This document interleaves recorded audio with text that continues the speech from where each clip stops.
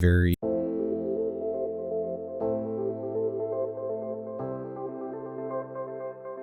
This is the Rooted Podcast, a conversation about the Christian worldview and its implications for every part of life. The Rooted Podcast is hosted by Steve Royce and Braydee Johnson. Together, they have over 2 decades of experience in the business and tech industries and share a desire to help others filter all of life through the Christian faith.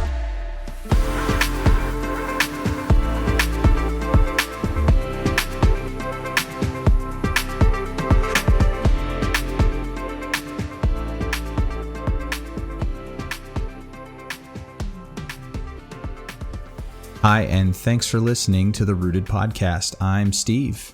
And I'm Braydee. And on this episode, we'll talk about how to discuss making a commitment to follow Jesus in a no-pressure way that doesn't invite all sorts of manipulation.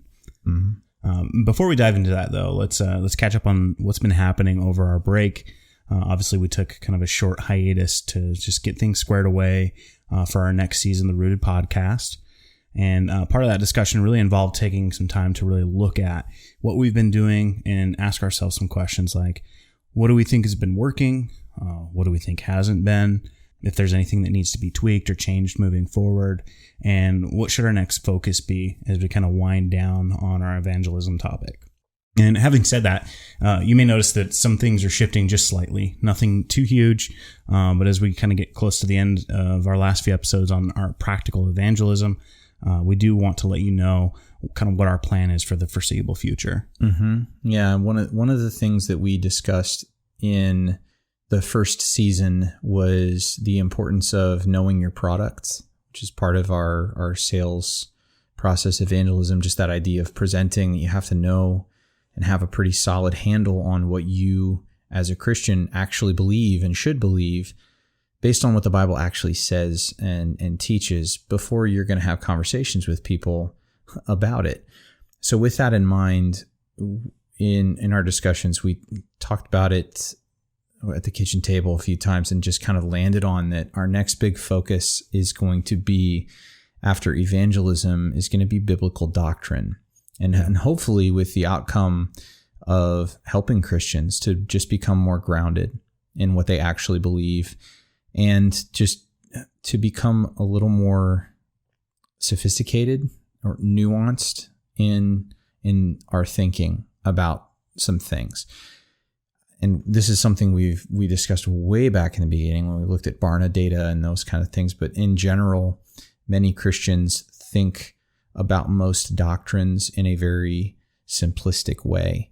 And, if the doctrine is actually simplistic, that's not a problem. But the reality is that very few are. And we are not used to thinking about most topics in a complex and nuanced way. And when we do, we become vulnerable to attacks, to challenges, because the truth is there really is gray area, and we have to be able to reason our way through that gray area and just be comfortable in it.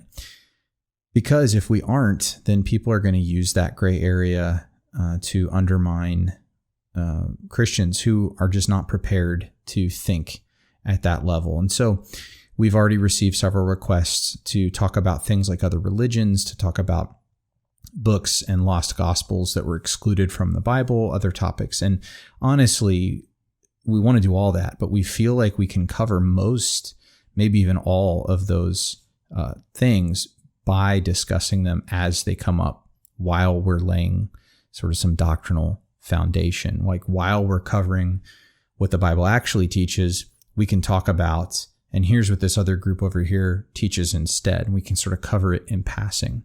And so that's the plan. That's where we're going to go. So we have 2 more episodes on evangelism. We will wrap up that series, and then we're going to be moving on to doctrines, big doctrines. Yeah. And real quick, I'll just throw out, part of our conversation as we were looking at kind of changing the format a little. Obviously Steve's been doing a great job with the fruit snacks. And if you guys aren't listening to the fruit snacks, definitely go check those out.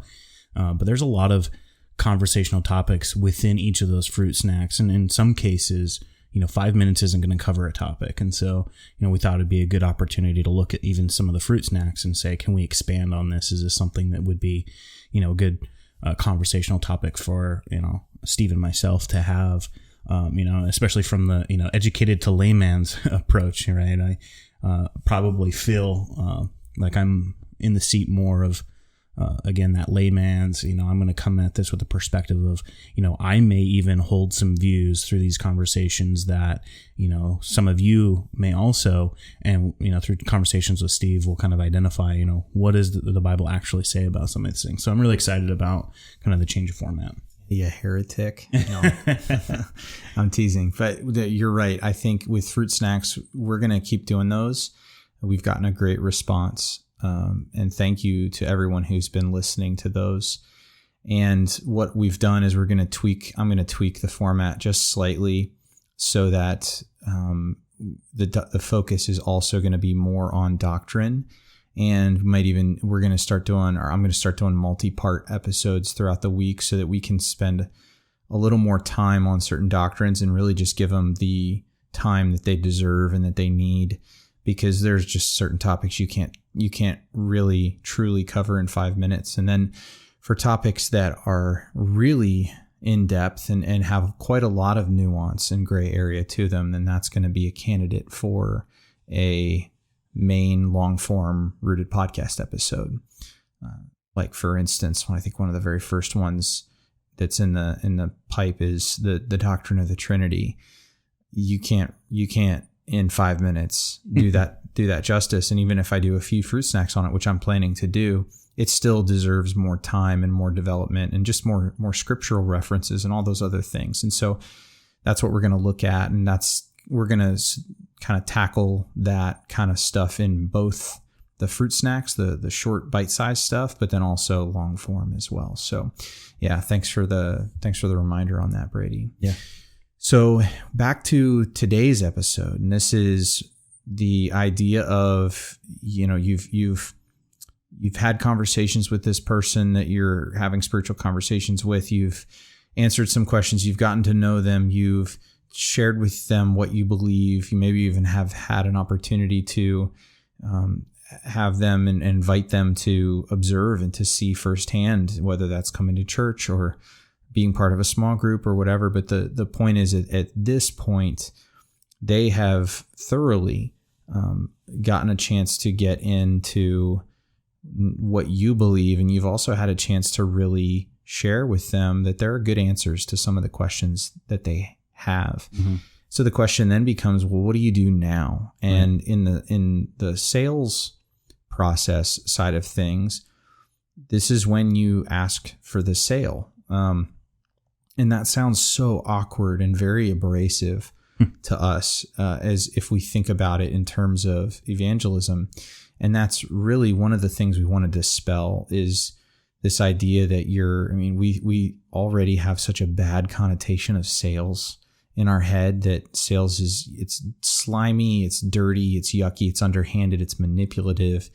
But that is what it has become in a lot of ways, but that's not what it could be, or even ideally is. And so the first point that we want to discuss is that if you've done everything right up to this point, whether we're talking about a retail sales experience or whether we're talking about evangelism, asking for the sale, which is really just inviting someone to say, so what do you think about following Jesus? I mean, you feel like we've answered a lot of your questions. You've seen it. You've experienced it.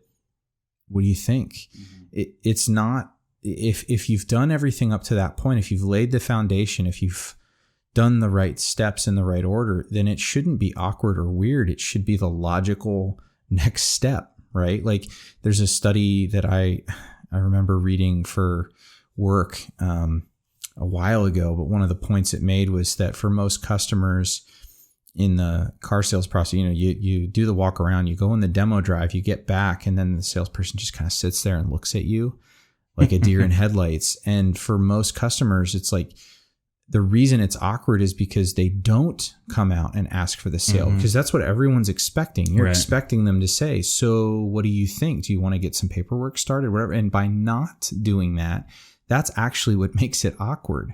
And so it's okay if you feel like, hey, this person has had, I don't know what else I would share with them or talk to them. Like, it's okay to say, so what do you think about Jesus? Yeah. I mean, just like in the sales world, if you've demonstrated the product, right, you've had the opportunity to kind of do the needs assessment, right? You've gone through these processes, they've test drove the vehicle. They've now seen everything that it has to do, right? In the same way that, over the last few weeks, you've been kind of walking with them, you've lived by example, you've offered, them to kind of enter into this time of prayer. And now you can really follow up and say, so, based off everything over the last few weeks or however long it's been, what are your thoughts? Is this something, are you ready to accept Jesus into your life? This is that time, and there's no better time, right? You've had this opportunity with them over, again, weeks, months, in some cases, years. Yeah. Right. Ask that sale. Ask for it. Yeah. I mean, and lest we think that this is not a biblical thing or not a very Christian thing to do, I want to point out that there were moments in Jesus's ministry where he had given people, in his opinion, and I think we should take Jesus's opinion and assessment of situations seriously, where he had, in his opinion, given people enough evidence, and he then called them out to make a decision and to follow him. Yep. And we see this with the very first disciples. Jesus goes to Peter or Simon at the time, and Andrew and James and John, and he causes them to pull in a catch of fish that's so great that both their boats are going to sink. And then he looks at them and he says, now follow me, right? It's like in his perspective, like, okay, I gave them everything that they need to know that when I say follow me, that's a decision that they have enough information to make. And we can look at that in hindsight and go, well, they didn't know nearly enough about Jesus as I would want to know. But in Jesus's opinion, they did.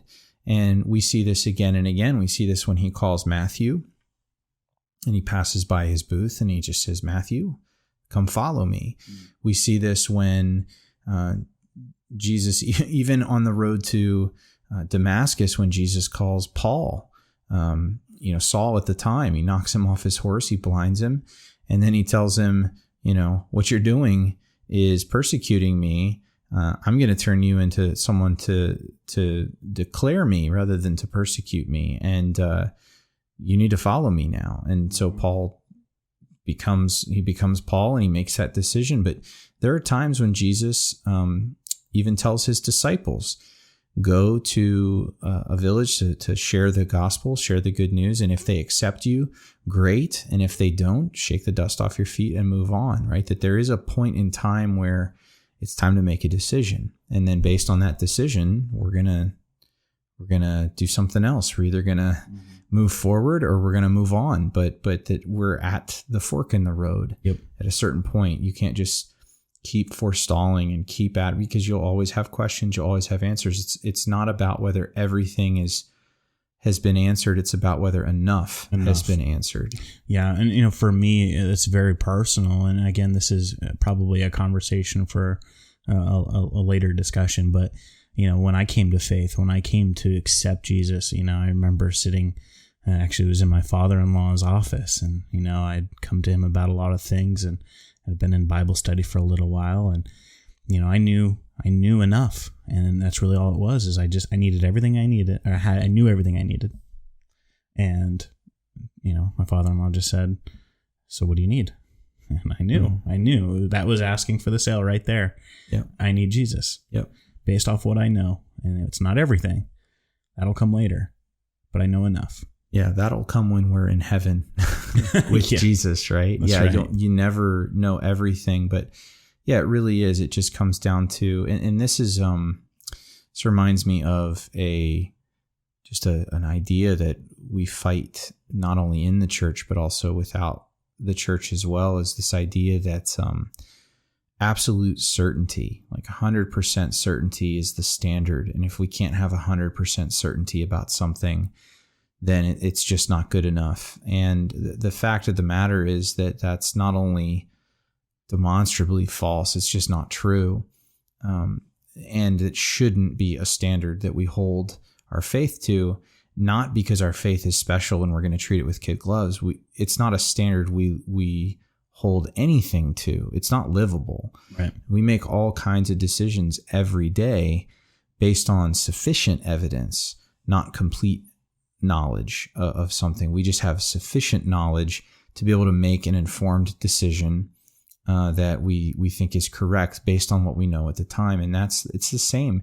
I don't think that there's any shortage of evidence to support the Christian worldview, but at the same time, you're never going to have 100% certainty. I mean, even if God, and this is from the Problem of Evil class that I did last year, but even if God decided to put a flaming cross in the sky so that no one could deny it, right? There would still, in this day and age, there would still be people claiming that it was deep faked or that it was manipulated somehow, right? Like no amount of evidence is ever going to be complete for some people.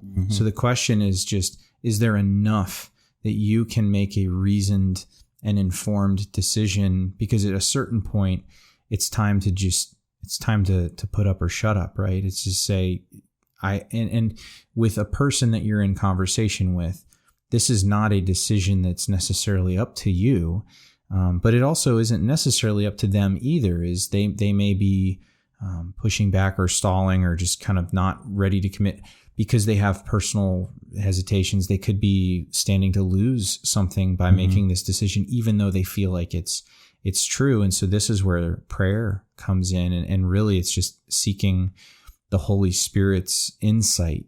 To say, that the Spirit of God knows when the field is ripe for harvest, even better than we do, better than anyone else does. And so if we're seeking Him in prayer, if we're really trying to understand and asking for insight, supernatural insight into this person's heart, then we just need to trust that God will let us know when it's the right time to kind of gently prod and say, isn't it time that you made a decision?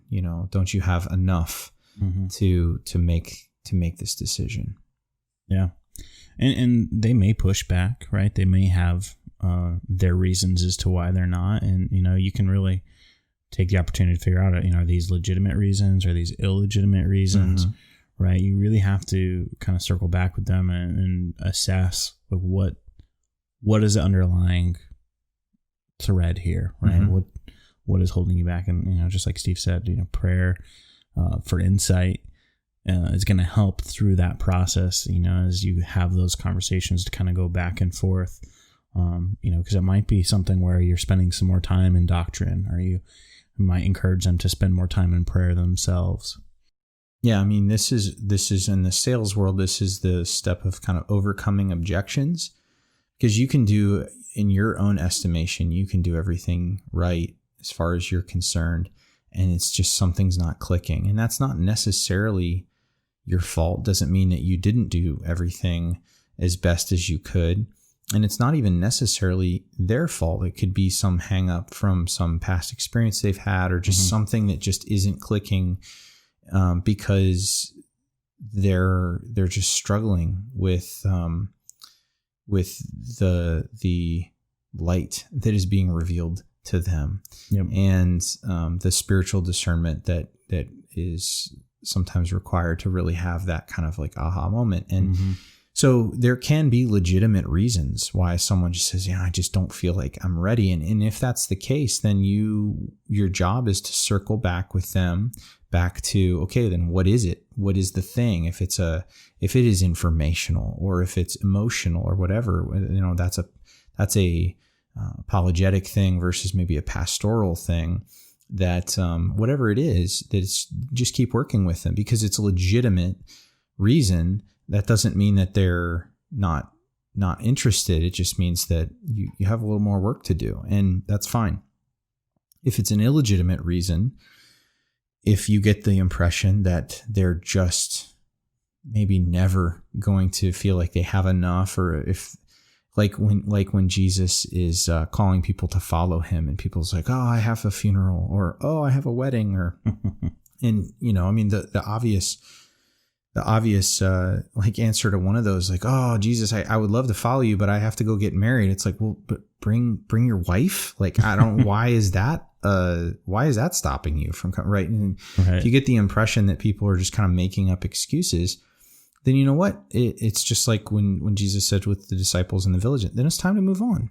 And like, it's funny that I have this analogy in my head, because behind us in my office, this office is just this is an everything. This is a jack of all trades office, but directly behind us, I have a rack where I'm growing microgreens for our family and just doing some indoor gardening because it's just too hot right now in Arizona. And so, one of the things I have found as I've started to grow these microgreens is the same principle that we can apply in evangelism. Not every seed germinates, even in the best circumstances. You can put them in ideal circumstances. You can give every seed the same water, the same bedding, the same nutrients, the same light. You put it all in the same circumstances, and you know what? Even in the best circumstances with some of these seeds, you like 1 out of every 10 just doesn't germinate. And that has nothing to do, like, what did I do wrong? You didn't do anything wrong. It's not every seed germinates. Not every seed is ready. And there are times where you might be at a certain stage in this person's spiritual journey where that seed is just not ready to germinate, and it has nothing to do with you. And so you have done valuable work in this person's life, but you're just not the person. Yep. And that's okay. It just means that you need to move on, not from the person. Like, you're going to still have the relationship, but you're just going to move on from the conversation and just go, okay, it's not ripe yet. So I'm not going to keep pressing it, but keep praying, and keep looking for another opportunity. Another thing might happen in their life, or maybe down the road, if you maintain the relationship with them, then you might have another opportunity down the line. Yeah. I couldn't imagine if thinking back to, when people were really watering me, right? When people were evangelizing to me and really introducing me to Jesus, if they would just said, oh, he's not getting it, we're done, and just walked away. That would ultimately lead to, a personal lack of faith for myself. I wouldn't have ever come to know Jesus potentially, or at least not in the way that I did. And so I'm just grateful for the people who continued to, pursue that relationship with me and pursue those conversations with me. Yeah. And that's a great point, because those people, they exemplify the kind of attitude that we want to promote here, which is, it doesn't really matter at the end of the day. I mean, obviously we want people to come to know Jesus. That's the Great Commission. That's our mission as Christians, amongst those who don't know him and don't believe. But our attitude toward people, always needs to be one of compassion, of empathy, and of love, no matter what. And that means that as Christians, we better not believe in conditional relationships, because we don't have a conditional relationship with our God. He loves us unconditionally, and he died for us unconditionally. Before we had done anything to earn it or to deserve it, the scripture says Christ died for us. And so how dare we make relationships with someone in our lives who isn't a believer conditional upon whether they make a certain decision or act a certain way or change a certain behavior or anything like that, because God certainly did not require that of us. And if we are to be, as the name says in Christians, if we are to be little Christ, we have to model that as well, right? That we have to approach people with the utmost compassion and empathy, and really feel for where they are. And you know what? If they don't make a decision, okay, I'm still going to love you. I'm still going to have compassion. I'm still your friend. I still want to have a relationship with you. Being my friend or being someone in my life doesn't have conditions on it, or at least it shouldn't. Mm-hmm. Anything you want to add, Braydee? Yeah, no, I think I agree. Again, if I didn't have those people who continued to talk to me and to love on me, even when I maybe didn't deserve it, quote unquote. Yeah. I wouldn't be where I'm at today. And, so I think it's important that we as Christians just maintain that attitude of compassion, and that we have love for, just our fellow people, right? We really should pursue relationships for the sake of those relationships unconditionally. I'm super glad you are where you are today. So grateful to those people as well.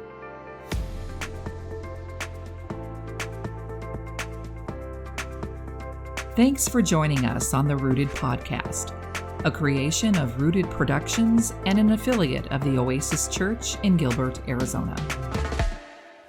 For more information about the podcast, or to submit a question or comment, please visit us at rooted.productions. Follow us on Instagram at rooted.productions, or email podcast@rooted.productions. That's rooted.productions. We hope you'll join us next time.